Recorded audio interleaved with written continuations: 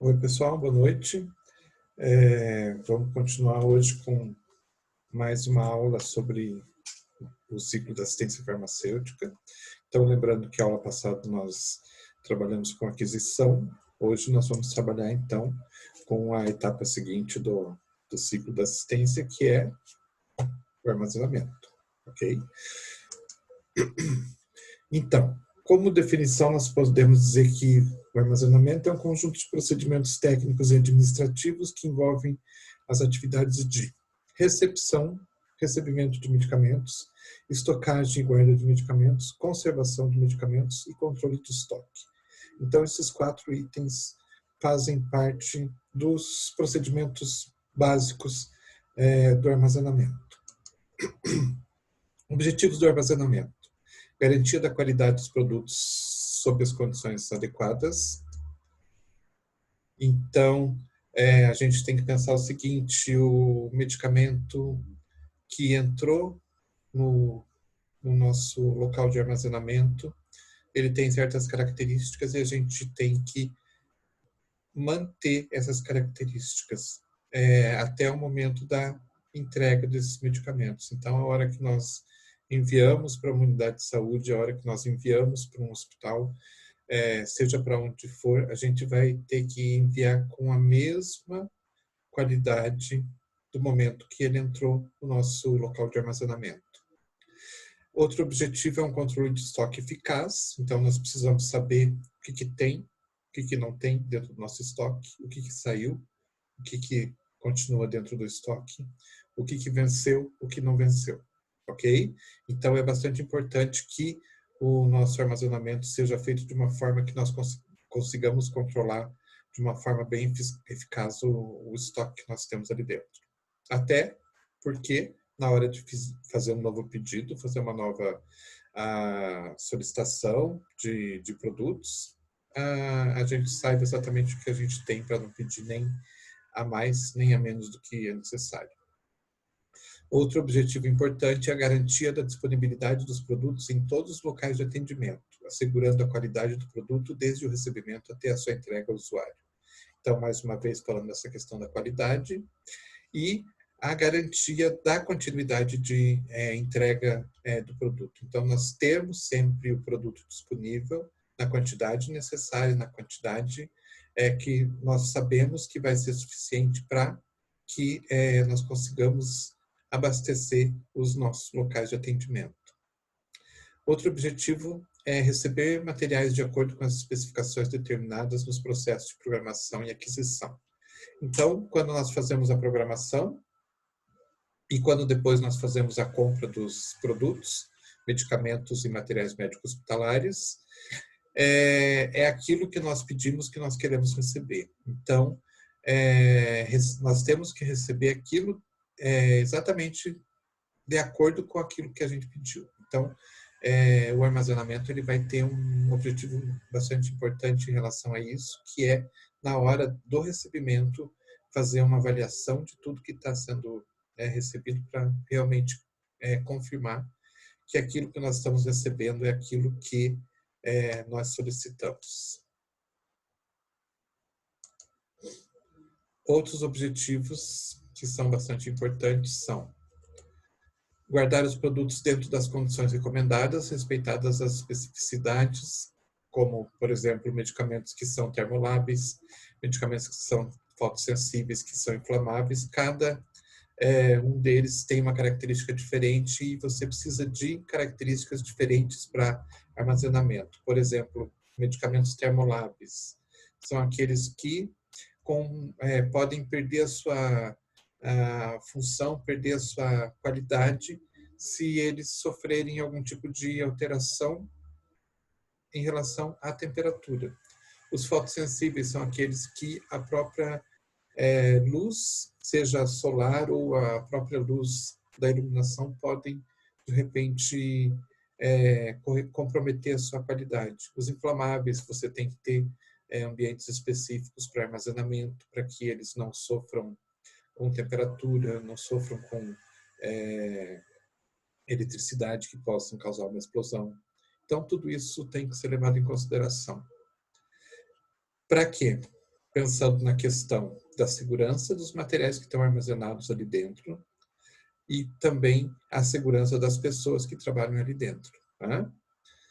Outro objetivo, localizar de forma pronta, ágil e inequívoca qualquer produto que você precise. Então, o seu local de armazenamento ele tem que ter uma forma de distribuição dos produtos ali dentro que seja de fácil localização. As mais comuns são a distribuição por ordem alfabética, mas não são obrigatórias.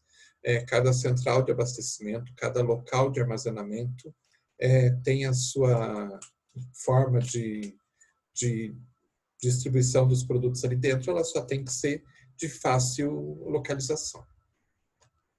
Outro objetivo, assegurar os produtos e os valores patrimoniais inerentes, protegendo contra desvios e perdas. Então, isso é muito importante. A questão de que aquilo que está armazenado dentro de um armazém ou de uma central de abastecimento, como é muitas vezes chamado esse tipo de local, ele tem que assegurar que aqueles produtos que estão ali não vão ser desviados, não vão ser roubados, não vão ser retirados dali, causando um prejuízo para o Estado. Outro objetivo, preservar a qualidade dos produtos.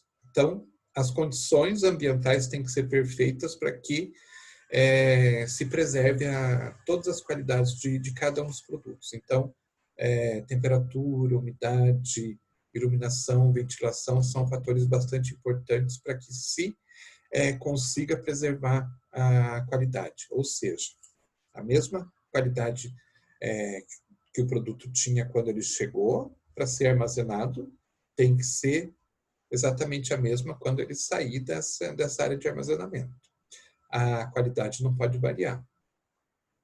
Outro objetivo é entregar de forma a garantir a disponibilidade adequada e oportuna nas unidades usuárias. Ou seja, você tem um sistema de armazenamento, né, que na hora que for solicitado um produto que está ali dentro, você localize ele facilmente, rapidamente, e ele seja disponibilizado dentro da forma mais adequada e dentro da forma mais rápida possível. A gente tem que falar um pouquinho da questão da estabilidade dos medicamentos. Então, a gente tem que pensar o seguinte, o produto medicamentoso, ele é um produto que, depois de fabricado, ele continua tendo um processo de reação, ele continua reagindo dentro da forma farmacêutica. Então, a gente sabe que, com o passar do tempo, ele vai se alterando e vai perdendo a sua qualidade, né? Tanto que o medicamento, qualquer medicamento, ele tem um prazo de validade, porque chega um certo momento, depois do processo de fabricação, que a quantidade de material ainda ativo dentro de qualquer um das formas farmacêuticas, qualquer um dos medicamentos, ela fica abaixo do limite necessário, do limite de eficiência e de eficácia. Ou seja, desde o momento que ele é produzido até o momento que ele perde a validade, ele está dentro de um limite de segurança e de eficácia de atividade. Porém, como o produto continua reagindo durante toda a sua vida, vai chegar a um determinado ponto que vai ficar num limite abaixo do que é necessário. Então, a partir desse momento, o prazo de validade é encerrado, né? Então, o medicamento passa a não ter mais validade, não ser mais válido para a utilização. E tem certas características que vão auxiliar, né, se a gente conseguir controlar, vão auxiliar a manter essas reações que acontecem dentro dos medicamentos dentro de um nível normal. Mas se a gente não tiver esse controle, essas situações, esses itens, essas condições podem fazer com que um produto se degrade com uma rapidez muito maior. Então, são alguns itens que vão ajudar a gente a manter a qualidade do produto. E que se a gente não levar em consideração essas condições, a gente pode fazer com que os produtos percam sua validade mais rápido. Então, falando da questão da estabilidade, é uma propriedade de um produto, é a propriedade de um produto em preservar, dentro de limites estabelecidos e sob determinadas condições ambientais, as mesmas características físicas, químicas e farmacológicas durante o seu período de vida útil. Então, fisicamente, quimicamente e farmacologicamente, os produtos continuam dentro dos seus limites, né, se nós levarmos em consideração essas características. E essas características, então, elas estão, acho que dobrou aqui, elas estão ligadas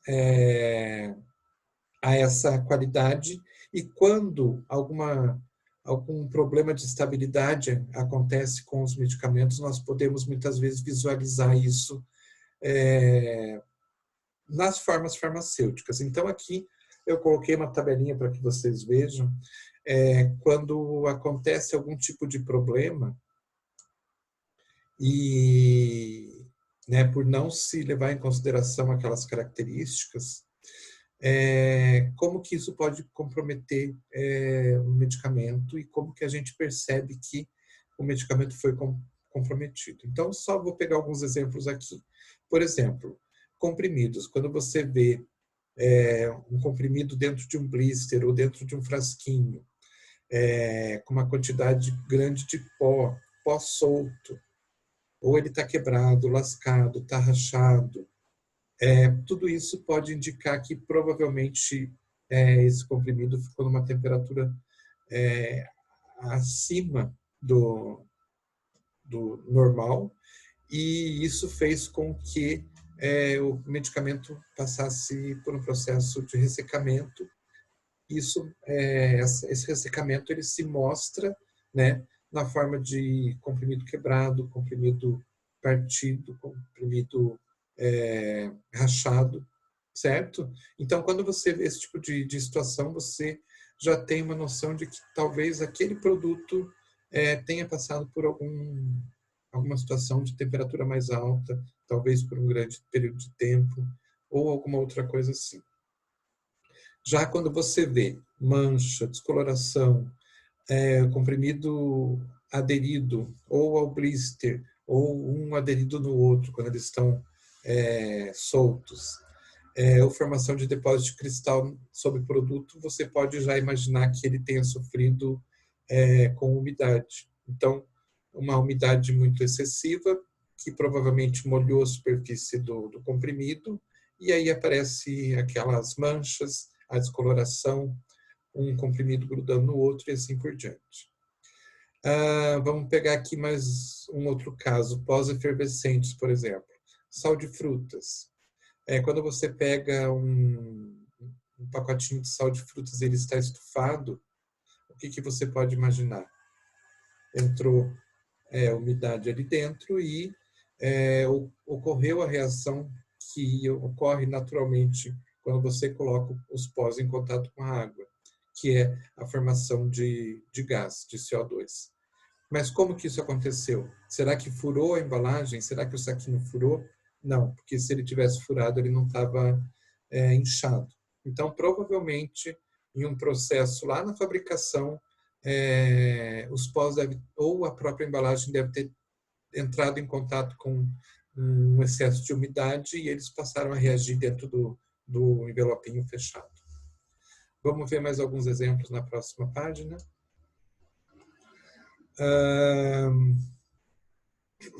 Vamos pegar aqui cremes e pomadas. Diminuição do volume por perda de água. Então, de repente, você vê um creme que parece que ele diminuiu de tamanho dentro da embalagem, fica um espaço vazio. Às vezes é porque evaporou, então uma temperatura muito alta fez com que parte da água evaporasse. Mudança na consistência, às vezes um creme que está muito duro, porque também perdeu água. Ou uma bisnaga onde começa a aparecer um líquido, você aperta, ao invés de sair, por exemplo, o creme, começa a sair primeiro uma aguinha e depois o creme aparece.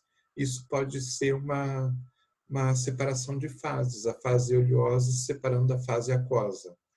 Formação de grânulos, grumos e textura arenosa e a própria separação de fases são indicativos de que aquele produto sofreu algum tipo de alteração, provavelmente relacionado com temperatura ou com talvez umidade, ok? E aqui tem outros exemplos, daí eu só peço que vocês deem uma olhadinha, porque é interessante até para que vocês identifiquem no dia a dia de vocês algumas situações que podem acontecer. Então, os fatores que podem afetar a estabilidade dos medicamentos, quando não são fatores que acontecem dentro do processo de produção mesmo, os fatores que vão, de alguma forma, afetar os produtos, eles podem ser divididos em 4 diferentes fatores. Temperatura, luminosidade, o ar e a umidade. Então, são esses 4 fatores que, basicamente, fora já da fábrica, com os produtos já prontos, embalados e já armazenados na nossa central de abastecimento, esses 4 fatores são os que mais trazem problemas para a qualidade dos produtos. Então, qualquer um desses 4 fatores, se for, ou os 4, se forem bem controlados, eles vão ajudar a manter a qualidade dos medicamentos e não vão trazer problema nenhum para a qualidade desses medicamentos. Então, falando de cada um, temperatura. Né? Medicamentos devem ser armazenados em locais ventilados, a maioria deles a temperatura ambiente, que é em torno de 25 graus, sendo aceitável uma variação no intervalo de 15 a 30 graus. Então, um local de armazenamento que tenha uma variação que não ultrapassa a faixa de 15 a 30 graus é um local adequado. O ideal é que você tenha 25 graus, mas nem sempre você consegue manter isso na sua totalidade. Não são todas as centrais de abastecimento, principalmente no setor público, que tem ar-condicionado e tem essas condições de manutenção de temperatura. Então, às vezes, ocorre uma variação, mas desde que os produtos fiquem nessa faixa e não passem dessa faixa, não tem problema, não vai alterar a qualidade dos produtos. Claro que isso não se... isso é de uma forma geral. Existem as exceções, que são os medicamentos que precisam de uma outra faixa de temperatura. Então, só pensando o seguinte, que temperaturas acima de 30 graus vão favorecer, então, as reações, tanto químicas quanto biológicas, que possam ter em um medicamento, e isso vai fazer com que a qualidade desses medicamentos diminua, ok? Então, temperaturas altas vão sempre acelerar os processos de reação. Para controle da temperatura, então, termômetros na área de estocagem.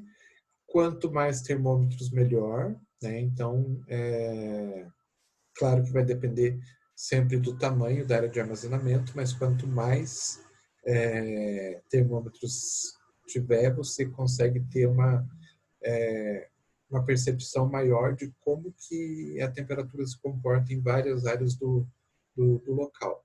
E isso te dá uma boa visão do local.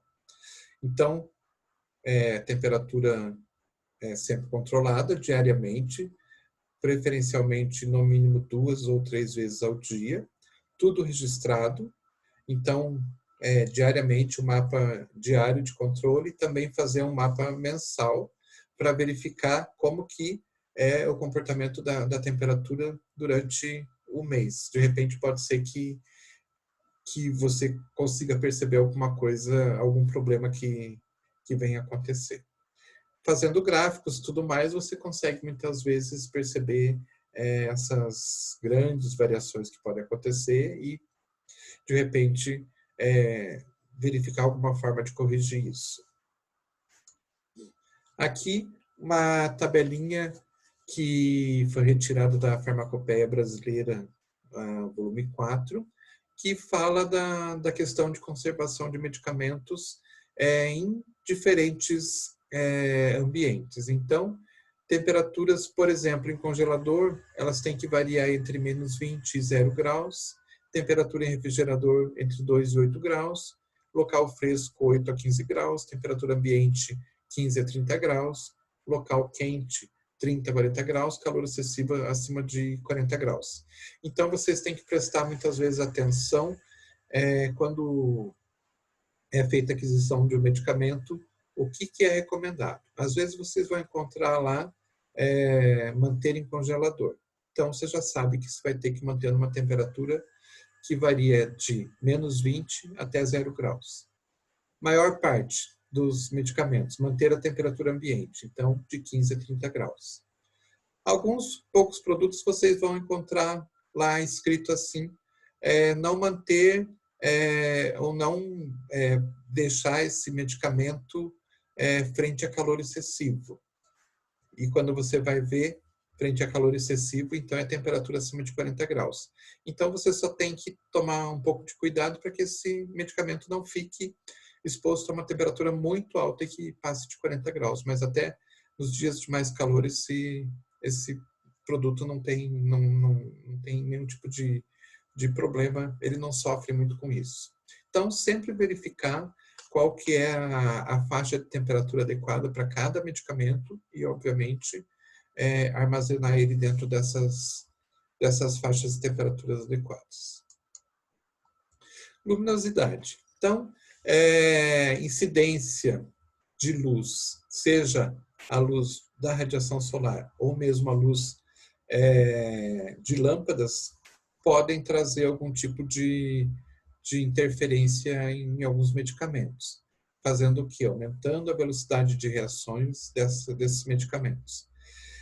Então, fazendo com que a estabilidade desses medicamentos seja alterada. Então, quando vocês encontram um produto que ele é armazenado dentro de um frasco de vidro âmbar, aquele vidro castanho, ou muitas vezes vocês encontram um medicamento dentro de um blister totalmente fechado, alumínio dos dois lados, isso já é indicativo de que a luminosidade pode ser um interferente, pode fazer com que ocorram reações mais rápidas nesses produtos. Então, sempre manter isso. Se você vê um produto dentro de um frasco âmbar, não imagine que ele está mantido ali dentro só porque ele, só porque é mais bonito, porque o frasco é mais barato. Não, é porque provavelmente ele sofre alterações pela luz e então ele deve ser mantido dentro de um frasco assim. Então isso é um problema muitas vezes quando isso lá na frente, quando você está dispensando o medicamento e as pessoas pedem aquelas caixinhas que tem vários compartimentos para você colocar o medicamento e você ir carregando durante o dia. Alguns medicamentos, eles vêm de embalagens escuras e tem que sempre tomar um cuidado quando você coloca daquelas caixinhas de plástico e a caixinha de plástico é transparente, deixa a luz passar. Aquilo pode alterar o medicamento que está ali dentro. Então, lembrando sempre, esse tipo de medicamento que é sensível à luz é chamado, então, de fotossensível. Os que sofrem alterações com a temperatura são chamados de termossensíveis. Ventilação. A circulação interna do ar é bastante importante e por quê? Porque circulando o ar, ela faz com que a temperatura fique mais homogênea dentro de todo o ambiente. Se não tem circulação de ar, o que acontece? O ar quente sobe no ambiente e o ar frio fica mais no nível do chão. Então, muitas vezes você vai encontrar diferentes valores de temperatura mais alto em relação ao mais baixo. Então, de repente, no mais baixo, onde você faz a verificação da temperatura, está 15 graus, e se você fizer uma verificação de temperatura numa prateleira lá em cima, pode ser que ela esteja numa temperatura bem mais alta. Então, o ideal é que tenha circulação de de ar para que a temperatura fique igual em todo o ambiente. E umidade é uma coisa bastante importante também. A alta umidade pode afetar a estabilidade ou desencadear reações químicas, biológicas e físicas. Então, a umidade é sempre um fator bastante problemático, é um problema bastante grande, porque ela altera na questão química, ela pode acelerar, então, a degradação química de um medicamento. Biologicamente falando, ela pode facilitar o crescimento de fungos e bactérias. E física, ela pode alterar as características da forma farmacêutica. Uma cápsula que amolece, um comprimido que racha, um comprimido que perde toda a umidade e começa a esfarelar, e assim por diante. Medicamentos armazenados em áreas úmidas podem sofrer, então, alterações na consistência, no sabor, no odor, podem turvar, podem desintegrar, então, são vários os problemas que podem acontecer com eles. Produtos sensíveis à umidade devem ser conservados e distribuídos em frascos hermeticamente fechados ou contendo substâncias dessecantes. Então, quando vocês encontram aqueles frascos de medicamento que tem um sachêzinho de sílica dentro ou a sílica fica na tampinha, é porque eles podem sofrer com umidade. Então, nunca retirar aquela sílica, nunca retirar aquela tampa e trocar por uma outra tampa, porque existe a necessidade da presença dessa sílica para evitar que a umidade venha trazer transtornos para o medicamento. Grau de umidade para armazenamento de medicamentos não deve ultrapassar 70%, certo? E a gente faz a verificação da concentração de umidade, da porcentagem de umidade, com a utilização de higrômetros. Então, sempre vários higrômetros também dentro de um local de armazenamento. Agora, falando um pouquinho do dia a dia, da rotina e de como é o funcionamento de uma área de armazenamento, você vai ter lá, na questão da recepção e recebimento de medicamentos, algumas funções administrativas e algumas funções técnicas. E todas essas funções têm que ser levadas em consideração no momento da recepção, do recebimento dos medicamentos. Então, você nunca vai permitir que o medicamento entre, né? Você recebeu o medicamento, quer dizer, chegou o medicamento, você nunca vai permitir que o medicamento vá diretamente para a sua área de armazenamento. Você vai, então, primeiro fazer todo o processo de recepção. Esse medicamento vai ficar, então, num local em quarentena, até que você verifique que todas as características dele, todos os dados dele estão corretos, e aí sim você possa aprovar a entrada desse medicamento, então permitir que ele vá para a área de armazenamento. Então você tem que verificar, por exemplo, quando você recepciona a documentação fiscal, então tudo que está relacionado, né, com futuros ou anteriores pagamentos de impostos, a quantidade, se veio na quantidade certa, se veio no prazo que foi combinado, e se veio no preço combinado também. Então, tudo isso você verifica onde? Na nota fiscal do produto. Então, dessa forma, você garante que aquilo que você comprou, né, é o que está descrito no documento chamado de nota fiscal. Se você tiver algum tipo de problema mais tarde, você precisa dessa nota fiscal para comprovar que algum problema aconteceu. Então, dos aspectos administrativos, é isso que você tem que verificar. A nota fiscal, a quantidade, a descrição, né, do que está tendo ali, se realmente a descrição do que está na nota é relacionado com o produto que você está recebendo, se o prazo de entrega está correto, se os preços estão corretos. E depois fazer uma verificação das especificações técnicas. Então, verificar as especificações do produto, verificar se aquele produto é aquele produto que você pediu, né? Então, verificar todas as características do produto para ter certeza absoluta que aquilo que você pediu é aquilo que você está recebendo. Verificar se o produto tem registro sanitário, verificar se ele veio com um certificado de análise ou um laudo de controle de qualidade e está aprovado. Verificar se tem nome do responsável técnico, se a embalagem está correta, se não está com nenhum tipo de problema, tipo embalagem amassada, embalagem úmida, embalagem de repente com uma cara de falsificada e assim por diante. Verificar lote de validade e verificar as condições de transporte também, né? Ver se veio dentro de um caminhão ou um furgão com controle de temperatura, controle de umidade e assim por diante. Depois disso tudo acertado, está tudo certo, aí sim você manda lá para a sua área de armazenamento. Então, a estocagem, ela consiste em ordenar adequadamente os produtos em áreas apropriadas de acordo com as suas características e condições de conservação exigidas. Então, nesse momento, você recebeu o produto, ele está aprovado, o que você vai fazer? Vai enviar ele para a área de estocagem. Então, ali você vai verificar que tipo de produto que você está recebendo e para que diferente área ele vai. Então, a gente tem uma área que seria uma área de onde vai ser estocada a maioria dos produtos, que é a área geral, e alguns produtos vão para áreas específicas. Os termolabs, então, tem que ir para um local específico, seja geladeira, seja congelador, seja o que for, né?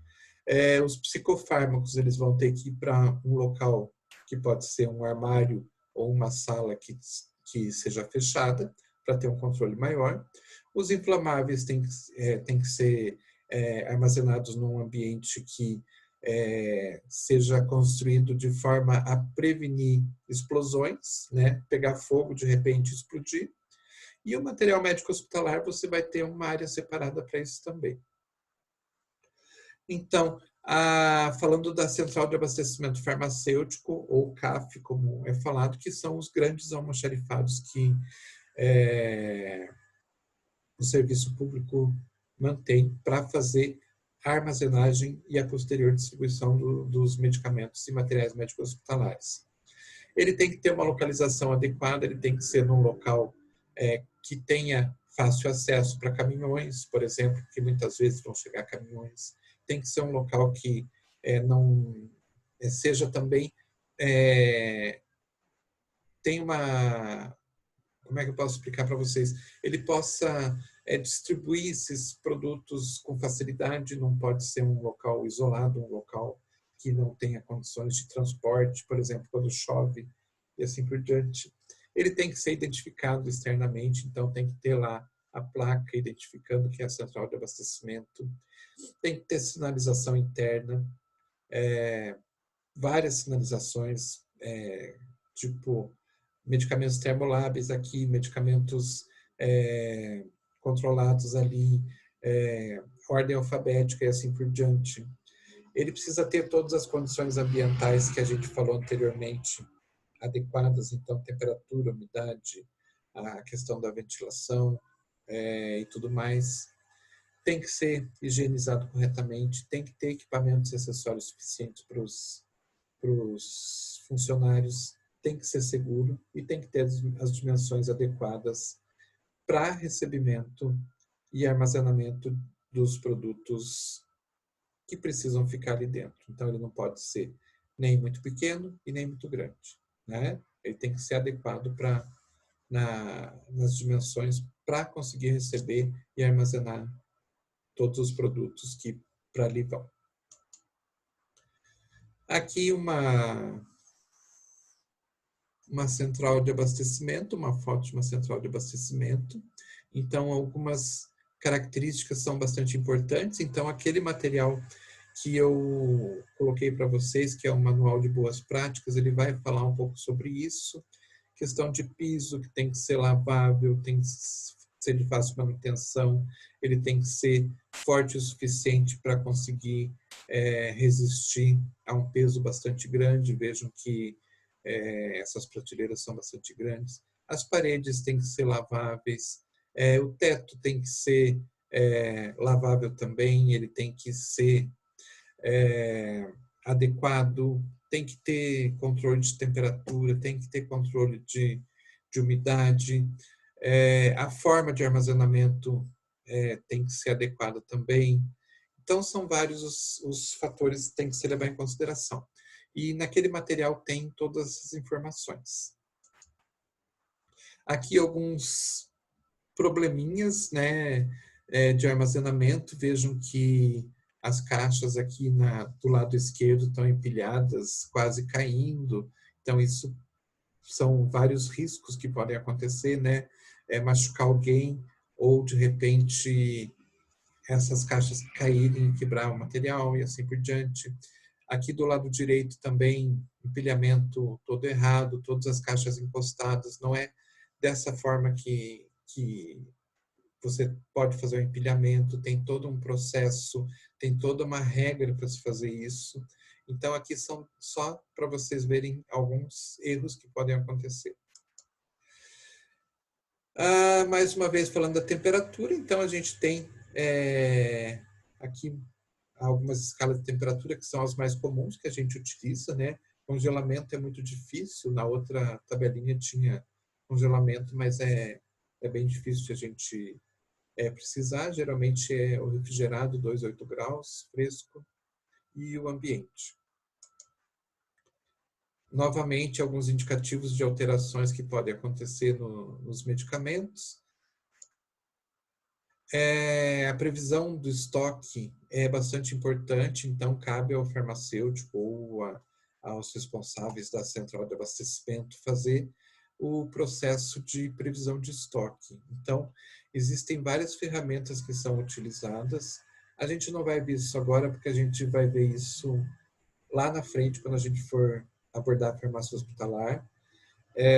Mas existem várias ferramentas que a gente pode utilizar que vão nos mostrar exatamente quanto a gente deve comprar de cada produto sem haver necessidade de você, ou a possibilidade de você comprar em excesso ou comprar uma quantidade menor do que o necessário e de repente você ficar sem produto em estoque. Então, algumas ferramentas que a gente tem são a utilização do consumo médio mensal, estoque mínimo, estoque máximo, tempo de reposição, ponto de reposição, quantidade de reposição. São cálculos que a gente pode fazer que vão dar para a gente essas características, esses valores, e baseado nesses valores a gente consegue, então, determinar as quantidades que a gente precisa. A gente utiliza também a curva ABC, que a gente consegue separar os produtos todos em 3 classes, classe A, B e C, como o próprio nome já diz. E a utilização dessa curva faz com que a gente, então, tenha esses produtos separados em uma classe A, que é a classe que indica que são produtos que são essenciais e que não podem faltar, a classe B, que são produtos que são bastante importantes, e a classe C, que indica que os produtos que estão separados nessa classe, eles não são tão representativos assim. Então, se você tiver que deixar de comprar ou deixar de ter algum tipo de produto, são esses que fazem parte da classe C. Mas tudo isso a gente vai ver lá no hospitalar mais à frente. Inventário é bastante importante que seja feito também. Então, o inventário não é nada mais, nada menos do que a contagem física dos estoques, né, para se verificar se a quantidade de medicamento estocada coincide com o que está registrado, né? Todo mundo deve conhecer o inventário.